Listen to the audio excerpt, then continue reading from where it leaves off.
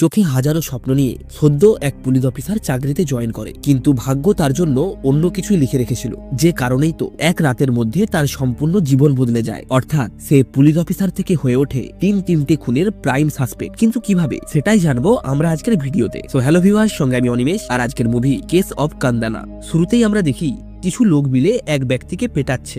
এরপর সেখানে তাদের লিডার তেজা আছে। লোকটি তেজার পায়ে ধরে বলে, ভাই আমার বড় ভুল হয়েছে, আমি না বুঝে আপনার উপর গুলি চালিয়েছি। তেজা বলে, তুই আমার সাথে এত বছর কাজ করার পরেও আমার উপর গুলি চালিয়েছিস, তাই তোর উপরে কোনো ভরসা নেই। এরপর সে তার মুখে ঘুষি মারতে মারতে তাকে সেখানেই মেরে ফেলে। এখান থেকে সিন যায় রাজু নামের এক ব্যক্তির কাছে। সে তার ছেলে বসন্তকে নিয়ে হসপিটালে ডাক্তার দেখাতে এসেছে। ডাক্তার শাহানা তার রিপোর্ট দেখে বলে, আমি তো আগেই বলেছি এখানে এই রোগের চিকিৎসার জন্য কোনো উন্নত যন্ত্রপাতি নেই, তাই তোমাকে বাইরে কোনো বড় হসপিটালে দেখাতে হবে। এর জন্য প্রায় 10 থেকে 12 লাখ টাকা খরচ হবে। আমি ডাক্তার রাজেন্দ্রকে তোমার কথা বলেছি, তিনি 5 লাখ টাকার মধ্যেই সবকিছু ব্যবস্থা করে দেবেন। সিন এখান থেকে রাতে শিফট হয়। দুজন পুলিশ পেট্রোলিং করছিল। এই সময়ে তাদের গাড়ির সামনে এক মহিলা চলে আসে। তারা গাড়ি থেকে বেরিয়ে দেখে মহিলাটা খুব আতঙ্কে রয়েছে এবং সে আঙুল দিয়ে কিছু একটা দেখানোর চেষ্টা করছে। ত্যাগরাজ লাইট নিয়ে সেই দিকে যায় এবং কিছুটা খোঁজার পর সে একটা মৃতদেহ দেখতে পায়, যার মাথা দিয়ে গলগল করে রক্ত বেরোচ্ছে। এরপর সে কন্ট্রোল রুমে ফোন করে মার্ডারটার ব্যাপারে জানায়। কেসটির ইনভেস্টিগেশনের দায়িত্ব দেওয়া হয় এসিপি লক্ষ্মীকে। লক্ষ্মীর সুপিরিয়র তাকে ফোন করে বলে, আমাকেও ওপর মহলে কৈফিয়ত দিতে হয়, তাই যত তাড়াতাড়ি সম্ভব কেসটা সলভ করো, না হলে চাকরি নিয়ে টানাটানি পড়ে যাবে। অন্যদিকে নিউজ রিপোর্টাররাও মার্ডারগুলির জন্য পুলিশকেই দোষারোপ করতে শুরু করে, কারণ কয়েকদিনের মধ্যেই অনেকগুলি মার্ডার হয়েছে, কিন্তু পুলিশ এখনো কোনো খুনিকে ধরতে পারেনি। এরপর এসআই মহেন্দ্র উইলসনকে নিয়ে থানায় আসে। আজ উইলসনের ডিউটির প্রথম দিন। মহেন্দ্র বলে, তোমার জয়নিং এর টাকাটা তাড়াতাড়ি দিয়ে দাও, কারণ আমাকেও তো বাকিদের দিতে হবে। উইলসন বলে, হ্যাঁ আমি তাড়াতাড়ি দিয়ে দেব। কিছুক্ষণ পর উইলসন বাইরে হট্টগোল শুনতে পায়। এক পুলিশ অফিসার জানায়, পুলিশ তেজার লোককে থানায় তুলে নিয়ে এসেছিল, তাই তাকে ছাড়ানোর জন্য তেজা এসে বাইরে ঝামেলা করছে। উইলসন কি হচ্ছে তা দেখার জন্য বাইরে যায়। তখন সে দেখে তেজা পুলিশ অফিসারদের উল্টোপাল্টা কথা শোনাচ্ছে। এসব শুনে উইলসন তেজাকে কষিয়ে চড় মারে। তখন তেজাও উইলসনকে মারার জন্য এগিয়ে আসে, কিন্তু বাকি পুলিশেরা মিলে কোনো রকমে পরিস্থিতির সামাল দেয়। মহেন্দ্র উইলসনকে বলে, পুলিশ হয়ে গেছো বলে নিজেকে গুন্ডা ভেবো না, নিজেকে সংযত করতে শেখো। উইলসন এসব শুনে রেগে বাড়ি চলে যায়। রাতের বেলায় উইলসন তার বন্ধু সুভাষের সাথে দেখা করতে যায়। সুভাষ বলে, কত কষ্ট করে তোর চাকরিটা করিয়েছি, আর তুই সিনিয়রদের সামনে এরকম ঝামেলা করছিস। উইলসন বলে, ভুল কি করেছি, শুধু তো একটা ক্রিমিনালকে চড় মেরেছি। সুভাষ বলে, এসব বাদ দে, তুই যত তাড়াতাড়ি সম্ভব মহেন্দ্রর টাকাটা দিয়ে দে। উইলসন বলে, গাড়িটা বিক্রি হয়ে গেলেই আমি টাকাটা দিয়ে দেব। এরপর আমাদের এসিপি লক্ষ্মীকে দেখানো হয়, আর ইন্সপেক্টর ত্যাগরাজ হলো লক্ষ্মীর বাবা। লক্ষ্মী তার বাবাকে বলে, আজ সালমান কিছু লোককে নিয়ে আসবে, তুমি ওদের বাড়িটা ভালো করে ঘুরিয়ে দেখাবে। আসলে লক্ষ্মী এই বাড়িটাকে বিক্রি করতে চায়, কিন্তু ত্যাগরাজ এতে একদম রাজি নয়। অন্যদিকে রাজু এক সেটকে ফোন করে বলে, আমার ছেলের শরীর খুব খারাপ, 5 লাখ টাকা লাগবে। সেট তখন বলে, ঠিক আছে, তুমি 2 দিন পরেই চলে এসো। সেট টাকা দেবে শুনে রাজু অনেক খুশি হয়। এরপর সালমান একটা ক্লায়েন্টকে নিয়ে ত্যাগরাজের বাড়িতে আসে তাদের বাড়িটা দেখানোর জন্য। তাদেরকে পুরো বাড়িটা ঘুরিয়ে দেখানোর পর সালমান লক্ষ্মীকে ফোন করে বলে, ক্লায়েন্টদের বাড়িটা পছন্দ হয়েছে। লক্ষ্মী বলে, 18 তারিখের আগে আমি কোথাও শিফট হতে পারবো না, তাই যা করবি 18 তারিখের পরেই কর। এই সমস্ত কথা শুনে ত্যাগরাজের অনেক মন খারাপ হয়, কারণ এই বাড়ির সাথে তার অনেক স্মৃতি জড়িয়ে রয়েছে এবং সে কোনোমতেই বাড়িটি ছেড়ে যেতে চায় না। রাতের বেলায় লক্ষ্মী একটা ক্রাইম স্পটে যায়। আসলে সেখানে একটা বাড়িতে দুজনের খুন হয়েছে। পুলিশ সিসিটিভি ফুটেজ চেক করলে দেখতে পায় এক ব্যক্তি বাড়ির পাঁচির টপকে বাড়ির ভেতরে ঢুকে খুনটা করেছে। পুলিশ বুঝতে পারে শহরে যে সিরিয়াল কিলিং গুলো চলছে সেটা একটাই লোক করে বেড়াচ্ছে। এরপর আমাদের উইলসনকে দেখানো হয়। ডক্টর সাহানা এবং উইলসন একে অপরকে ভালোবাসে। উইলসন সাহানার দাদার কাছে তাদের বিয়ের ব্যাপারে কথা বলতে যায়, তবে সাহানার দাদা বলে, এই বিয়েতে আমি রাজি নয়, কারণ আমাদের ধর্ম আলাদা। আমি অনেক কষ্ট করে এই জায়গায় পৌঁছেছি, আজ তোমার সাথে বিয়ে দিলে আমাকে সমাজের লোক বিভিন্ন প্রশ্ন করবে, আমি তাদেরকে কি উত্তর দেব। এই সমস্ত কথা শুনে উইলসন রেগে সেখান থেকে উঠে চলে আসে। কিছুক্ষণ পর শাহানা এসে বলে, তোমাকে দাদার সাথে কথা বলতে পাঠিয়েছিলাম, আর তুমি এমন ভাবে রাগ দেখিয়ে চলে এলে, তোমার কি মনে হয় এরপরে কি দাদা আর আমাদের সম্পর্কটা মেনে নেবে? এভাবেই তারা দুজন যখন কথা বলছিল তখনই সেখানে তেজা তার গ্যাং নিয়ে চলে আসে এবং সে উইলসনকে বিভিন্নভাবে উত্তপ্ত করতে শুরু করে। উইলসন তেজাকে বলে, দেখ এখানে কোনো গন্ডগোল করিস না। তখন তেজা বলে, আগে তোকে মারবো না তোর হিরোইনকে। এটা শুনে উইলসন খুব রেগে যায় এবং সে তাদেরকে পেটাতে শুরু করে। উইলসনের হাতে পেটানি খাওয়ার পর তেজা ঠিক করে সে উইলসনকে ছাড়বে না। কিছুদিন পর সাহানা উইলসনকে টাকা দিয়ে বলে, মহেন্দ্রকে টাকাটা দিয়ে তাড়াতাড়ি ওর সাথে ঝামেলাটা মেটাও। তবে উইলসন তাকে বলে, আমি তোমার কাছ থেকে টাকা নিতে পারবো না। তবে সাহানা তাকে জোর করে টাকাগুলি ধরিয়ে দেয়। এরপর আমাদের লক্ষ্মীকে দেখানো হয়, সে তার বাবার সঙ্গে কথা বলছিল। তখনই সেখানে গ্যাসওয়ালা সিলিন্ডার পাল্টাতে আসে। লোকটি বলে, ডাইনিং টেবিলটা এখান থেকে সরিয়ে দিয়েছেন, কোনো বাস্তু সমস্যা নাকি? ত্যাগরাজ বলে, না না, তেমন কিছু ব্যাপার নয়। লোকটি তখন আবার বলে, আপনার ঘরের দরজাটা ঠিক করেছেন? এই সমস্ত কথা শুনে লক্ষ্মীর মাথায় কিছু একটা খটকা লাগে। এরপর সে অফিসে গিয়ে বলে, যে খুনগুলো হয়েছে তাদের ঘরে কোনো গ্যাস ডেলিভারি হয়েছিল কিনা সেটা চেক করো, কারণ একমাত্র যারা গ্যাস দিতে আসে তারাই বাড়ির রান্নাঘর অব্দি যায়। এই কারণেই তারা বাড়ির ভেতরের বেশ কিছু খবর জানতে পারে। সিসিটিভি ফুটেজ চেক করলে জানা যায় প্রত্যেকটি বাড়িতেই গ্যাস ডেলিভারি হয়েছিল এবং সমস্ত ডেলিভারি একটা এজেন্সি দ্বারা হয়েছিল। এখান থেকে সিন রাজুর কাছে শিফট হয়। সে সেটকে ফোন করে টাকার কথা জানতে চাইলে সেট বলে, আমি এখন শহরে নেই, তুই আরো 20 দিন পরে আমাকে ফোন করিস। কিছুক্ষণ পর যমুনা রাজুকে ফোন করে কাঁদতে কাঁদতে বলে, বসন্তের অনেক শ্বাসকষ্ট হচ্ছে। রাজু বলে, তুমি যত দ্রুত সম্ভব বসন্তকে নিয়ে দোকানে চলে এসো, এখান থেকে আমরা হসপিটালে যাব। অন্যদিকে পুলিশ গ্যাস এজেন্সিতে গিয়ে সমস্ত কর্মীর তথ্য নেয়। তাদের মধ্যে সেলভারাজ নামের এক ব্যক্তিকে পুলিশের সন্দেহ হয়। পুলিশ সেলভারাজকে গ্রেপ্তার করার জন্য তার এলাকায় অভিযান চালায়। তবে সেলভারাজ পুলিশকে দেখতে পেয়ে সেখান থেকে দৌড়ে পালিয়ে যায়। এরপর আমাদের উইলসনকে দেখানো হয়, সে গাড়ি নিয়ে কোথাও একটা যাচ্ছিল।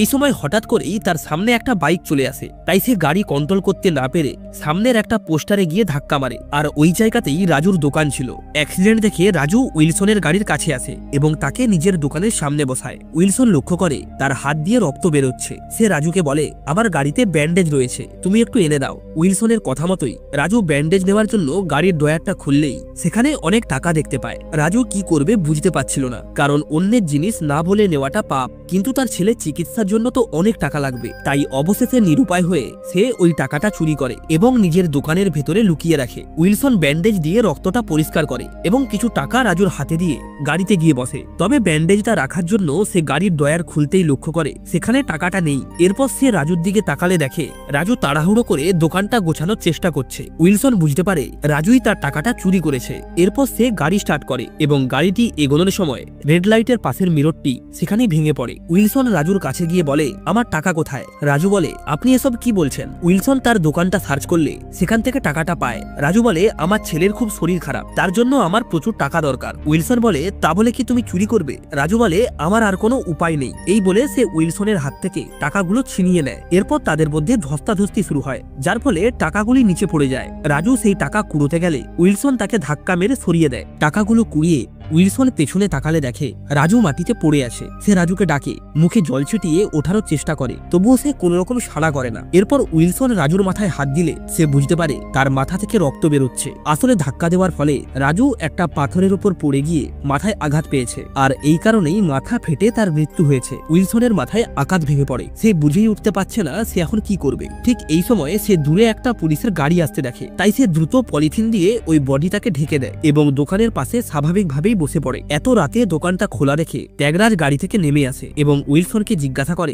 দোকানদার কোথায়? উইলসন বলে, সে জল আনতে গেছে। ত্যাগরাজ বলে, সে আসলে তাকে বলবে দোকানটা বন্ধ করে দিতে, এত রাত অব্দি দোকান খুলে রাখা যাবে না। এরপর ত্যাগরাজ গাড়ি নিয়ে সেখান থেকে চলে যায়। তবে কিছু দূর যাওয়ার পর তার হঠাৎ করেই মনে পড়ে ওই দোকানের বালতিতে আগে থেকেই জল ছিল, তার মানে উইলসন মিথ্যে কথা বলছে। তাই সে ড্রাইভারকে গাড়ি ঘোরাতে বলে। অন্যদিকে উইলসন রাজুর দেহটি তার গাড়ির ডিক্কিতে রাখে এবং জল দিয়ে ওই পাথরের রক্তটিকে পরিষ্কার করে এবং তার উপরে পাতা ছড়িয়ে দেয়। এরপর সে তার গাড়ির নম্বর প্লেটটা খুলে সেখান থেকে চলে যায়। ত্যাগরাজ উল্টো পাশ থেকে উইলসনের গাড়িটাকে যেতে দেখে, তাই সে ওই গাড়িটার পিছু করতে শুরু করে। এই সময় যমুনা বসন্তকে নিয়ে রাজুর দোকানের কাছে আসে, তবে সে রাজুকে কোথাও খুঁজে না পেয়ে তার ছেলেকে নিয়ে হসপিটালে যায়। অন্যদিকে সেলভারাজ পালাতে পালাতে লক্ষ্মীর সামনে গিয়ে পড়ে, তবে লক্ষ্মী তাকে থানাতে না নিয়ে গিয়ে সেখানেই গুলি করে মেরে ফেলে এবং বাকি অফিসারদের বলে এই কেসটা অফ রেকর্ড রাখতে। কিছুক্ষণ পর ওই জায়গাতে তেজা আসে। আসলে তেজা হলো সেলভার ভাই। সে সেলভার মৃতদেহ দেখে খুব কষ্ট পায় এবং প্রতিজ্ঞা করে সেলভার চিতার আগুন নেভার আগে সে লক্ষ্মীর চিতা জ্বালাবে। এখান থেকে সিন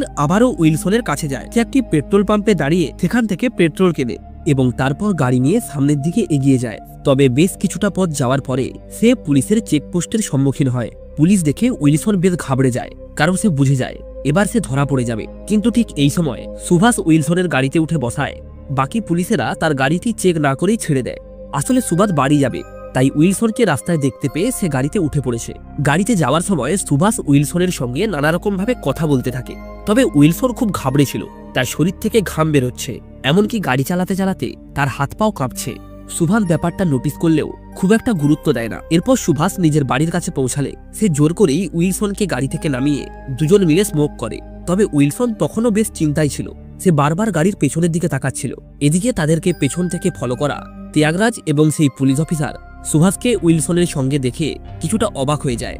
এরপর উইলসন তার সিগারেটটা শেষ করে গাড়ি নিয়ে চলে যেতেই যে জায়গাতে উইলসনের গাড়িটা দাঁড়িয়েছিল সেখানে বেশ কিছুটা রক্ত পড়ে আছে। তাই সুভাষের আর বুঝতে বাকি থাকে না উইলসন কি কারণে এত ভয় পাচ্ছিল। তাই সে দ্রুত তার বাইকটা নিয়ে উইলসনকে ফলো করা শুরু করে। এরপর উইলসন একটা নির্জন জায়গাতে এসে রাজুর বডিটাকে টানতে টানতে একটা মাঠের মধ্যে নিয়ে আসে এবং তার পুরো বডিটাতে পেট্রোল ঢালে। আর ঠিক এই সময় সেখানে সুভাষ চলে আসে।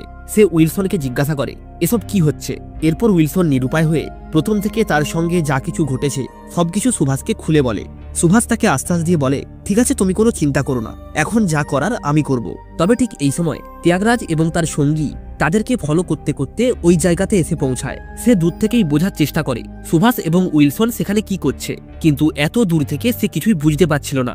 অন্যদিকে দেখা যায় যমুনা বসন্তকে হসপিটালে নিয়ে গেলে ডাক্তাররা অনেক চেষ্টার পরেও তাকে বাঁচাতে পারে না। এদিকে দূর থেকে কিছু বুঝতে না পেরে ত্যাগরাজ এবং ওই পুলিশ অফিসার বাধ্য হয়েই সুভাষ এবং উইলসনের কাছে আসে। তারা সেখানে এসে রাজুর বডিটা দেখে বুঝতে পারে উইলসন কি কারণে এতক্ষণ ধরে পালাচ্ছিল। ত্যাগরাজ সুভাষকে বলে, স্যার, এই খুনটা এই ব্যক্তিই করেছে। তখন সুভাষ ত্যাগরাজকে বুঝিয়ে বলে, তোমাকে এসব নিয়ে ভাবতে হবে না, ও আমার বন্ধু, তোমরা এখন এখান থেকে চলে যাও, যা করার আমি করে নেব। কিন্তু ত্যাগরাজ তাকে বলে, স্যার, ক্রাইম তো হয়েছে, কিছু করার নেই, অ্যাটলিস্ট স্টেশনে তো একবার জানাতেই হবে।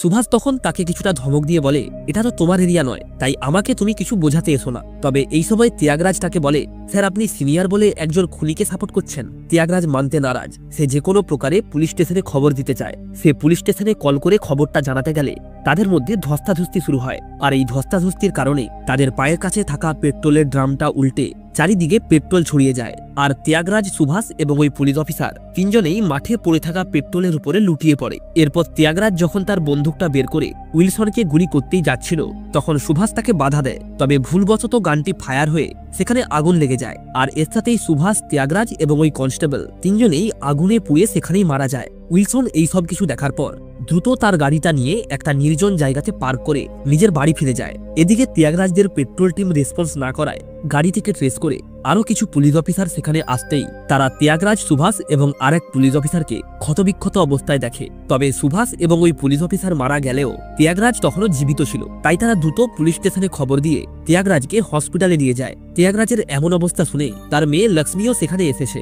আর কিছুক্ষণের মধ্যেই ত্যাগরাজ মারা যায়। এদিকে দেখা যায় ফরেন্সিক টিম কন্দানার ওই লোকেশনে গিয়ে ইনভেস্টিগেশন চালাচ্ছে। এই সময় লক্ষ্মী সেখানে এসে তাদেরকে বলে, আজ আমাদের তিনজন কলিগ, যারা কারো ভাই, কারো বাবা বা কারো সন্তান বা কারো স্বামীও হতে পারে, তাদের নির্মমভাবে খুন করা হয়েছে। আর যে এই খুন করেছে তাকে কোনোভাবেই ছেড়ে দেওয়া যাবে না, কারণ এখন আর এটা প্রফেশনাল নয়, পার্সোনাল হয়ে গেছে। খুনি যেই হোক না কেন এত অল্প সময়ের মধ্যে 30 কিলোমিটারের বাইরে যেতে পারবে না। তাই হোটেল, রেস্টুরেন্ট, পার্ক, রোড সমস্ত জায়গা সিসিটিভি ফুটেজ চেক করো। রাস্তায় রাস্তায় চেকপোস্ট লাগাও। যে কোনো প্রকারে আমাদের ওই খুনিকে ধরতেই হবে। তবে লক্ষ্মী তো এটা জানতো না যে খুনি তার সামনেই ইউনিফর্ম পরে দাঁড়িয়ে আছে। এরপর লক্ষ্মী থানায় ফেরার পর এসআই তাকে জানায় ত্যাগরাজ স্যার একটা মেরুন রঙের কারকে ফলো করছিল। এই কারণে ওই মেরুন কারকে ভিকটিম হিসাবে ধরেই তদন্ত শুরু করা হয়। জানা যায় কন্দনা যাওয়ার 3টে রোড আছে। তবে মোবাইলের লোকেশন ট্রেস করে বোঝা যায় তারা হয়সালা নামের একটা রোড ফলো করেছিল। এই কারণে হয়সালা রোড থেকেই তদন্ত শুরু করা হয়। ওই রোডের সাইডে যতগুলি হোটেল, লজ আছে সবকিছুর সিসিটিভি ফুটেজ চেক করার আদেশ দেওয়া হয়। এই কারণেই ওই রোডের সাইডে যতগুলি হোটেল, লজে সিসিটিভি আছে উইলসন সেগুলি চেক করতে শুরু করে। উইলসন দেখতে পায় সিসিটিভিতে তার গাড়িটা স্পষ্ট দেখা যাচ্ছে। এই সময় লোকাল থানার এসআই ওই জায়গাতেই ফুটেজ কালেক্ট করতে এসে জানতে পারে কিছুক্ষণ আগেই তাদেরই ডিপার্টমেন্টের একজন সিসিটিভি ফুটেজটা নিয়ে গেছে।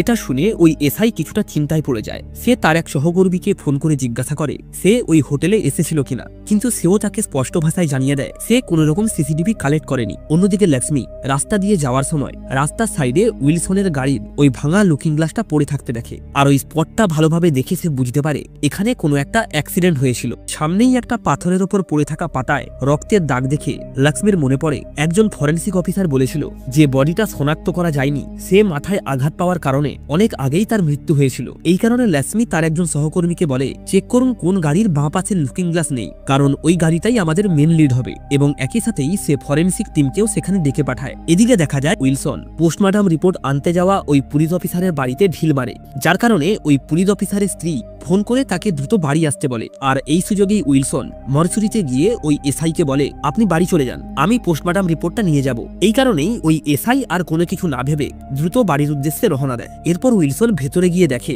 বাইরের ডিউটিরত লোকটা কানে হেডফোন গুঁজে ভিডিও দেখছে। উইলসন টেবিলে থাকা একটা কলমদানি নিচে ফেলে দেয় এবং বোঝার চেষ্টা করে লোকটা কিছু শুনতে পাচ্ছে কিনা। তবে সে দেখে লোকটা কিছুই শুনতে পাচ্ছে না। তাই উইলসন তাকে ডেকে বলে আপনাকে ভেতর থেকে ডেকে পাঠিয়েছে। এটা শোনা মাত্রই ওই ব্যক্তি ভেতরে গেলে উইলসন হসপিটালের একটা ব্ল্যাঙ্ক প্যাডে সিল মেরে সেটা নিজের কাছে রেখে দেয়। তবে অন্যদিকে এসআই প্রভু অবশেষে একটা ফুটেজ পায় এবং থানায় গিয়ে ফুটেজটা পর্যবেক্ষণ করলে বোঝা যায় ওই গাড়ির ভেতরে খ্রিস্টিয়ানদের একটা লকেট ঝুলছে। তার মানে ওই গাড়ির ড্রাইভার খ্রিস্টিয়ান। তবে ড্রাইভারের মুখটা ঠিকঠাক ভাবে দেখা না যাওয়ায় তারা তাকে চিনতে পারে না। তাই কন্ট্রোল রুম থেকে সবাইকে জানানো হয় এলারনগর পেট্রোল পাম্পে ওই খুনির গাড়ি দেখা গেছে। ওই গাড়িতে কোনো নম্বর প্লেট নেই, বাঁদিকে লুকিং গ্লাস নেই। সাথে সাথেই সমস্ত পুলিশ ওই গাড়ির খোঁজে বেরিয়ে পড়ে। এদিকে পোস্টমর্টমের রিপোর্টটা হাতে পাওয়া মাত্রই উইলসন রিপোর্টটা নিয়ে বেরিয়ে যায়। আর অন্যদিকে সেই এসআই থানায় ফিরলে লক্ষ্মী তাকে পোস্টমর্টম সম্পর্কে জিজ্ঞাসা করে। তখন ওই অফিসার লক্ষ্মীকে বলে পোস্টমর্টম রিপোর্ট উইলসন নিয়ে আসবে। এদিকে সিন আবারও উইলসনের কাছে শিফট হলে দেখা যায় সে তার ভাঙা গাড়িটার কাছে এসে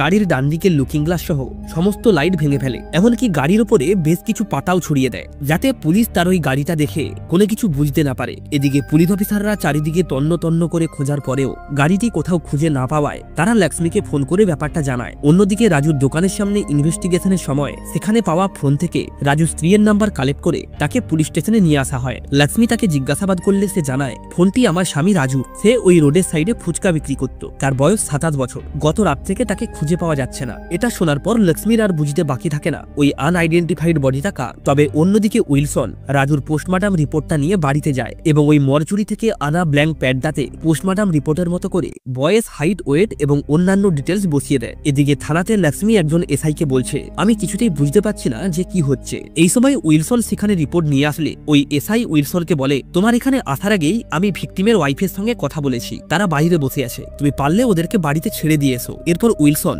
যমুনার কাছে গিয়ে বলে বডিটা হ্যান্ডওভার করতে অনেক টাইম লাগবে, চলুন আপনাকে বাড়িতে নামিয়ে দিয়ে আসি। কিন্তু যমুনা তাকে বলে আমার স্বামী কোনোদিন কারো ক্ষতি করেনি, সে শুধুমাত্র চেষ্টা করছিল আমাদের বাচ্চাটাকে বাঁচাতে, আর আমার বাচ্চাটাও হসপিটালে মারা গেছে। ওই খুনি শুধুমাত্র আমার স্বামীকে নয় আমার বাচ্চাটাকেও মেরে ফেলেছে। যমুনার মুখ থেকে এমন কথা শোনার পর উইলসন বুঝতে পারে সে কত বড় ভুল করে ফেলেছে। এদিকে থানাতে লক্ষ্মী তার টেবিলের উপর বসে বসে কিছু একটা ভাবছিল, আর তখনই তার নজর পড়ে টেবিলের উপরে থাকা ওই পোস্টমর্টম রিপোর্টে। লক্ষ্মী রাজুর পোস্টমর্টম রিপোর্টটা চেক করলে বুঝতে পারে যমুনার দেওয়া তথ্যের সঙ্গে ওই রিপোর্টের কোনো মিল নেই। সাথে সাথেই লক্ষ্মীর মনে পড়ে এই রিপোর্টটা উইলসন নিয়ে এসেছে। আবার সিসিটিভিতে যে গাড়িটা দেখা গিয়েছিল সেই গাড়িটাও একজন খ্রিস্টান ব্যক্তি চালাচ্ছিল, আর এদিকে উইলসন হলো একজন খ্রিস্টান। তাই সে উইলসনকেই সন্দেহ করতে শুরু করে। তাই লক্ষ্মী উইলসনের কল লোকেশন বের করে এবং বুঝতে পারে তার বাবা ত্যাগরাজ উইলসনকেই ফলো করছিল। তাই লক্ষ্মীর আর বুঝতে বাকি থাকে না এই খুনগুলো কে করেছে। লক্ষ্মী তার সঙ্গে থাকা একজন পুলিশ অফিসারকে বলে আপনি যে কোনো প্রকারে উইলসনকে ওই মার্ডার স্পটে নিয়ে আসুন, কারণ ওকেও আমরা